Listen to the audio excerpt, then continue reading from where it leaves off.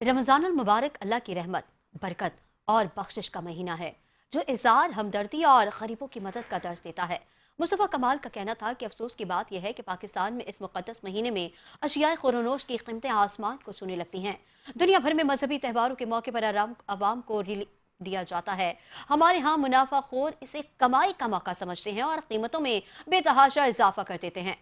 नाजायज मुनाफाखोरी और मसनूई महंगाई रमजान की असल रुख के खिलाफ है। अवाम के लिए शदीद मुश्किलात का बायस भी बन रही है। हुकूमत की जिम्मेदारी है कि वो इस सूरत हाल का फौरी नोटिस ले, जखीरा अंदोजों और मुनाफाखोरों के खिलाफ सख्त कार्रवाई करे, अवाम को हकीकी रिलीफ फराहम करे ताकि वो इस बाबरकत महीने की रहमतों से फैज़याब हो सकें।